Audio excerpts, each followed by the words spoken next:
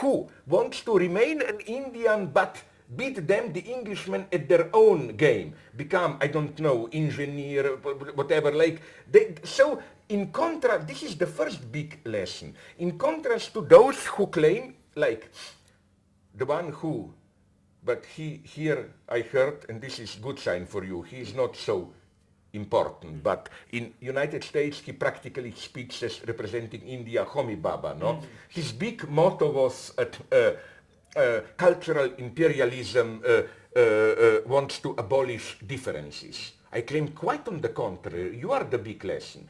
When I was reading now The Loss of Manu, the greatest book of all times, no? I discovered there how, and this is absolutely crucial to understand things, I claim, how this book became the book with British colonial end of the beginning of 19th century. They thought this should be resuscitated as a tool to dominate how to rule for the local laws and so on and so on. So it's the British who elevated this book into the book. I read another book about Tantra. Also, they claim that in the true ancient India, there wasn't one Tantra theory. It was, even they claim, this book claims, not used as a substantive. It was just different things. And then it was through this Western construction of the obscene dark side of India that this was unified. No? So again, back to Huxley. This is what I like about him. And the same Huxley wrote another nice observation. I think it was Huxley or Orwell. I'm confusing them, sorry. Where he said that most of the time when intellectuals speak about change, we need change and so on, it has to be read as some kind of a superstitious strategy in the sense of if we talk a lot about change, maybe change will not happen, to prevent that it will really happen. And I think, I'm not sure if this was true between the two world wars, but it's certainly true, for example, for the West European academic left in the last decades. They effectively, the paradox is that to be critical of the state mechanisms in a certain way, is the best way to reproduce this mechanism. I think this is the big paradox of Western liberalism. It not only does not abhor criticism, it thrives through some kind of criticism and so on and so on. So that's one thing. But the other thing is that nonetheless, this is one thing. The other thing that one should nonetheless emphasize, and here I would like to celebrate intellectuals, is that theoretical commitment has a logic of its own. Right. You can start developing a theory as a joke or whatever, and all of a sudden you take it more seriously, you fall into it. Right. So it's more ambiguous. For example, this is why I always liked the story of, Giordano Bruno. What people don't know is that he wasn't a heroic person. No. He was a coward. Usually he come to a city, stirred up things, provoked, and then escaped and so on. And all of a sudden everybody was shocked. At the end he said, no, I will not escape. I stick to it even if I die or whatever. So this process, I think, is much more interesting. This is how intellectuals occasionally become authentic. It's not that originally you are authentic and then slowly you get corrupted. I claim you start corrupted. And then, you know which is, who is Eric Ambler, it's that great detective writer. Yeah.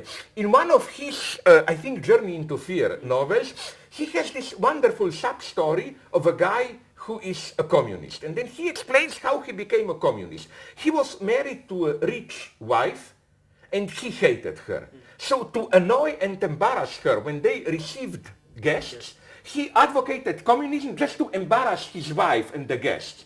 And then through playing this game, he started to really believe in communism, dropped his wife, become a revolutionary or whatever. I love this story. This is how it works. And I like very much this idea that, how should I put it, authenticity is not something immediate that you have to throw off the wrong glasses or whatever, look deep into yourself. No, if you look deep into yourself, you find shit, how should I put it, no? Authenticity is something you have to work hardly on, and even, how should I put it, to be naively dedicated to a cause, it needs a lot of work in a way, no? This is why I can understand, I don't think it should simply be dismissed as a lie. What you told me yesterday, no, that how the Naxalites are structured. They have these foot soldiers, ordinary Dalits, whatever, and then that most of their leaders, ideologists, are Brahmin intellectuals. I don't think this necessarily speaks against them. I don't think it can be simply dismissed as how even here the Brahmin wants to assert their authority, like we are the ones who know. Maybe this is part of the story, but I think part of the story also is this, how should I put it, how intellectuals can get caught into their own game, which is why when you, this would be the big lesson for me. Let's say I am developing a theory, a radical good theory. You play the critical analyst and you can prove that I am cheating. In the sense that, look, he's preaching equality, but privately he flies, to take my example, he flies business class or whatever, no?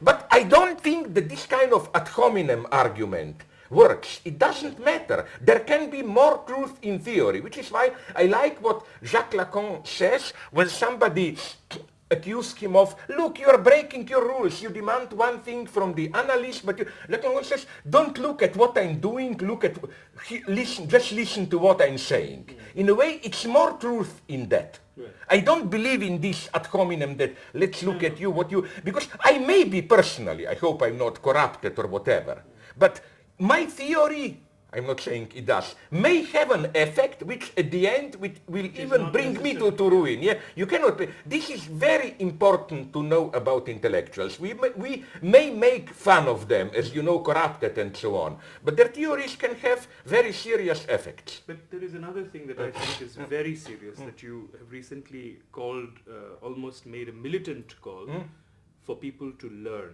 to study. And you take the example of Marx writing to Engels in 1870, count the revolutionaries, wait, I haven't finished. Capital, yeah. It's a wonderful letter, it's incredible. And I think it's a very interesting statement, because the other temptation of intellectuals is to be categorical, is to be certain, when in fact the grounds are for greater uncertainty. Yeah. And the call to action, which intellectuals often make as tribunes to the people, are also, in a sense, maybe a reflection of their own fear of admitting to their own uncertainty. Yeah. And by asking intellectuals to actually go back to their study, which you have done, as almost a militant invocation to go back to their study. Absolutely agree. You are, to my mind, asking for a return to the vocation of uncertainty as an intellectual calling. Of course, this uncertainty doesn't mean this kind of opportunistic uncertainty. It's not a wavering. But I totally agree with you, and there are many reasons for this. First, you know, I always hated this patronizing self-humiliation of intellectuals. Like, I don't know if you know it, I think I used it somewhere, Terry Eagleton told me a wonderful story which happened, I think, to Eric Hobsbawm or whom. He wanted to do the proper thing to prove that he is a leftist, so he went to some modest local trade union or workers gathering and to give a talk to them.